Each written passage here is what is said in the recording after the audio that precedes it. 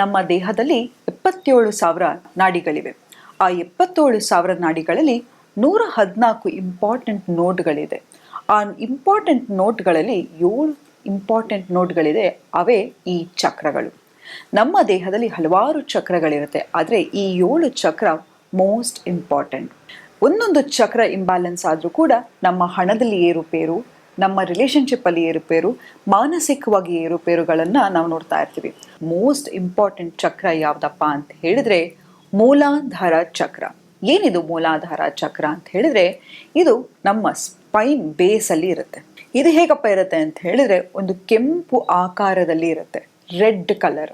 ಈ ಚಕ್ರ ಯಾವಾಗಲೂ ಸ್ಪಿನ್ ಆಗ್ತಾ ಇರುತ್ತೆ. ಯಾವಾಗಾದರೂ ನಮ್ಮ ಚಕ್ರ ಬ್ಲಾಕ್ ಆದರೆ ನಮಗೆ ಕಾರಣವಿಲ್ಲದೆ ಅಭದ್ರತೆ ಕಾಡ್ತಾ ಹೋಗುತ್ತೆ. ತುಂಬಾನೇ ಕಾಲು ನೋವು ಬರೋದು, ನಡೆಯೋಕ್ಕಾಗ್ತಾ ಇರಲ್ಲ, ಸೊಂಟದ ಹತ್ರ ತುಂಬಾನೇ ನೋವಾಗ್ತಾ ಇರೋದು, ಇದೆಲ್ಲವೂ ಕೂಡ ಮೂಲಾಧಾರ ಚಕ್ರ ವೀಕ್ ಆದರೆ ಆಗ್ತಾ ಹೋಗುತ್ತೆ.